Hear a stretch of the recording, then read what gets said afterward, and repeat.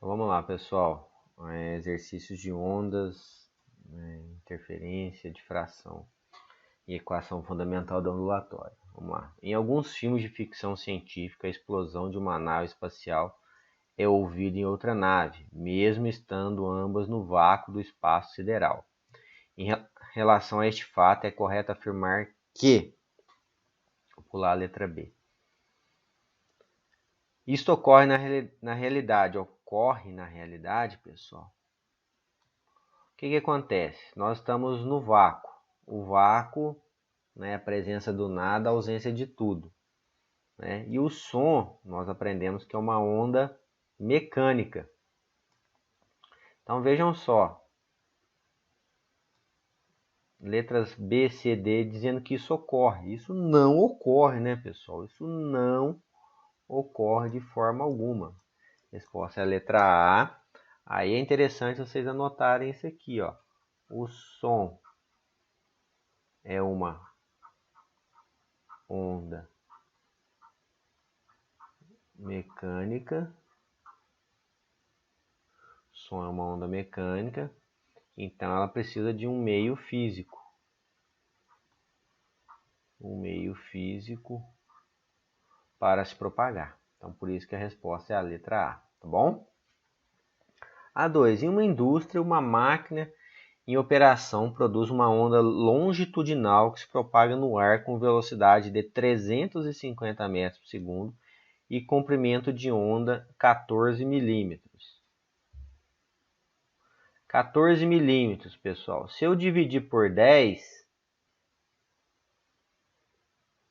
eu vou ter 1,4 centímetros. Se eu dividir por 100, agora, eu vou ter 0,014 metros. Explique se um funcionário com audição normal escutaria essa vibração. Então, pessoal, nós ouvimos o som, né, o espectro audível é entre 20 Hz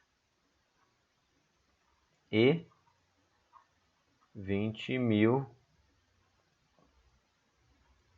Hz. Esse aqui é o que nós ouvimos. Então vamos ver se essa onda aqui, se esse som a pessoa escutaria. Então nós vamos partir da equação fundamental. V é igual a lambda vezes F. A velocidade 350. O lambda está aqui, ó, comprimento de onda 0,014 vezes a frequência. Então a frequência vai ser 350 dividido por 0,014. Fazendo essa conta aqui vai dar 25.000 Hz. Então, 25.000 Hz está fora. 25.000 Hz está aqui, ó. Então a pessoa não, vou escrever isso, não escutaria nada. Não ouviria nada, tá? Então aí questões 1 e 2. Vamos lá, 3. Ó, o som de um apito é analisado com o uso de um medidor que em sua tela visualiza o padrão apresentado no gráfico a seguir. O gráfico representa a variação da pressão que a onda sonora exerce sobre o medidor em função do tempo. 1 milissegundos. Aqui tá errado, viu, pessoal? É importante vocês arrumar. Tá um M aqui. Isso aqui saiu uma digitação errada da apostila, ó. Aqui está errado. É um microsegundo, tá? Para bater 10 a menos 6. O micro, tá? Analisando a tabela de intervalos de frequências audíveis por diferentes seres vivos, conclui que esse apito pode ser ouvido apenas por... Olha só. Vamos olhar aqui. Eu tenho tempo. Então, se eu pegar daqui, onde ela começa, aí ela vai começar a repetir aqui, né? Então esse intervalo todo aqui, ó, é o período, não é? Então se eu tiver o período, nós sabemos que frequência é o inverso do período. Então, ó, vai dar 4, né? Ó, tá vendo? Eu tenho mais... Cada 2 quadradinhos dão 10. Então aqui, ó, eu tenho mais 10 microsegundos. Então, meu período, vamos colocar aqui, ó, o período da onda, ele vale 20 microsegundos, tá? Então, beleza. Então, se a frequência é o inverso, vamos lá, 1 dividido por 20 vezes 10 a menos 6. Deixa eu ver quanto dá isso aqui. Então, isso aqui vai dar 5 vezes 10 a quarta Hz, que equivale a 50.000 Hz. Certo? Então eu preciso achar aqui qual que vai dar, né? Onde os 50.000 vai encaixar. Ó. Aqui até 45, não. O ser humano até 20, não. O sapo até 10, não. O gato, que pega até 65.000, ok. E o morcego, que pega até 120.000 Hz, ok. Então esses dois aqui, gato e morcego. Gato e morcego. Resposta letra D.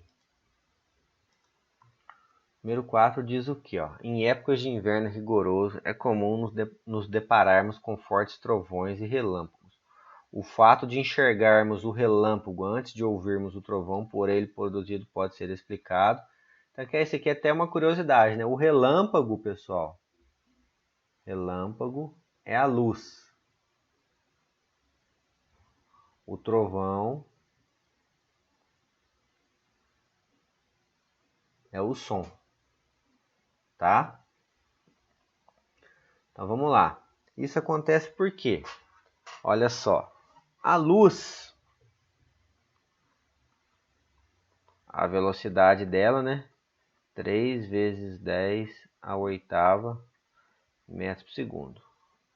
E o som, a velocidade dele é aproximadamente 340 metros por segundo. 340, 350, 330, nessa média aí. 300 e pouco. Então o que vai acontecer? O raio cai, né? Então ele tem o relâmpago, que é a emissão de luz, e o trovão, que é o som. Então a gente vê a luz rapidinho, né? Praticamente instantânea. Na hora que ele cai, você já vê a luz, não é? E o som você vai escutar depois, porque o som vem se propagando nessa velocidade. Então, isso vai acontecer pela diferença entre as velocidades de propagação da luz e do som no ar. Então, em termos práticos, turma, por exemplo, se você está lá na janela observando a chuva, né? Aí cai um raio, cai o raio. Você viu ele caindo, então já viu a luz. Aí você conta quantos segundos você vai demorar para ouvir o som. Aí você contou lá 1, 2, 3, 4, 5 segundos, por exemplo. Né? Aí você multiplica por 305, por 400, pode arredondar por 400. Né? Então 5 vezes 400, 2.000. Quer dizer que o raio caiu a 2.000 metros de você, a 2 quilômetros. Quando o raio cai e você já escuta muito rápido, 1 segundo, por exemplo, quer dizer que ele caiu ali próximo de você, a 400 metros no máximo. Então dá para fazer essa conta. Você vê um raio caindo, você conta quantos segundos e multiplica por 400 para facilitar a conta. Aí você sabe a que distância ele está mais ou menos, tá? Número 5 aqui, ó, leia a tirinha a seguir. Pelo jeito parece que o tucano ficou bravo com o macaco, mas na verdade a ave não entendeu bem o que o macaco queria dizer. Ele só mostrou uma partitura com uma nota musical grave. Explica a diferença entre som grave e som agudo. Pessoal, o som grave, né? Grave, ele tem uma frequência baixa. Essa é a diferença, simples, né? E o som agudo tem uma frequência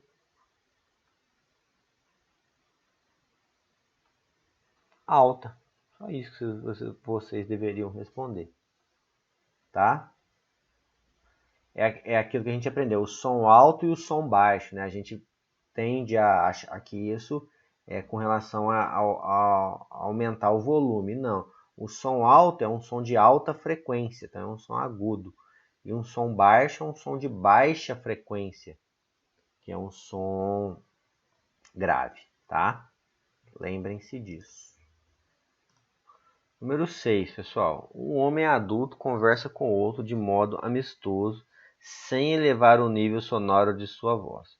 Enquanto isso, duas crianças brincam emitindo gritos eufóricos, pois a brincadeira é um jogo interessante para elas. O que distingue os sons emitidos pelo homem dos emitidos pelas crianças?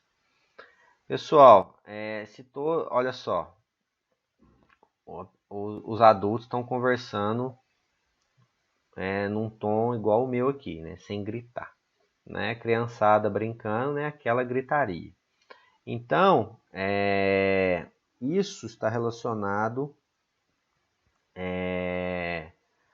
a criança dá aqueles gritinhos bem agudos, né, que entram lá no ouvido da gente, né, vão lá no cérebro, né, magoam, né.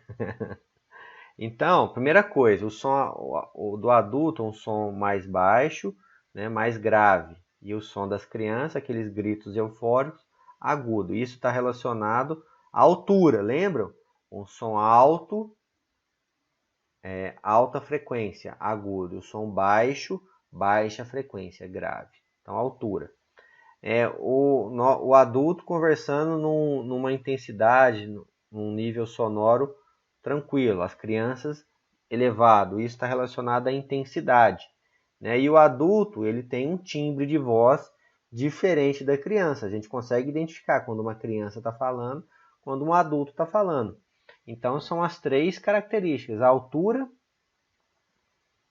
eu vou ficar repetindo isso aqui 300.000 vezes, tá? Porque confunde. É o grave e o agudo. O grave, frequência baixa, e o agudo, frequência alta. A intensidade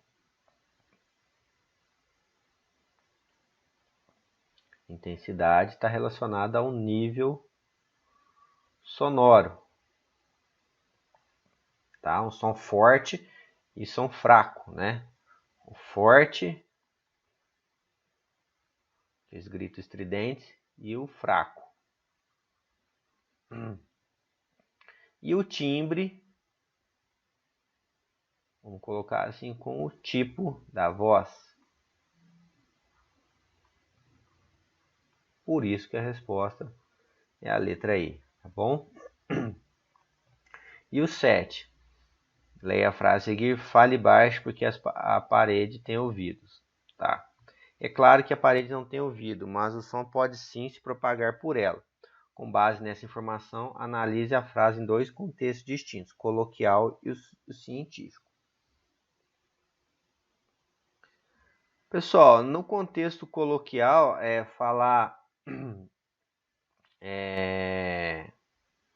falar bem baixinho, né, emitir um som fraco, quer dizer que a gente não quer que as pessoas escutem o que a gente está falando. Então é no contexto coloquial, né, no dito popular. Né, fale baixo porque as paredes têm ouvidos. O que a gente quer dizer? Coloquialmente, no contexto popular, né, quer dizer que a gente tem que falar fraco para que as pessoas não escutem o que a gente está falando. Quando as pessoas estão cochichando, né, você vai falar alguma coisa bem baixinho ali para a pessoa, você não quer que as outras escutem. Então é isso. Então, no contexto popular, quer dizer que falaremos baixo para que as pessoas não escutem a gente. E no contexto científico, né, a questão do baixo é um som baixo ou de baixa frequência, né? Aí a questão, vocês lembram lá da difração?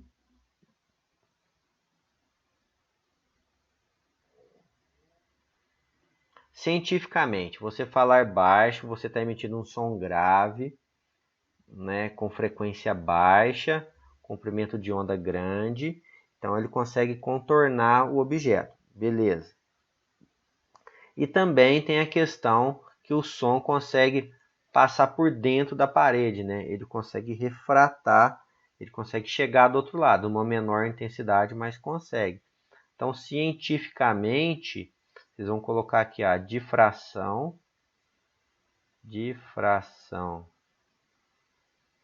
das ondas e refração que ela vai passar por dentro da parede, tá? Vou colocar aqui refração das ondas, tá?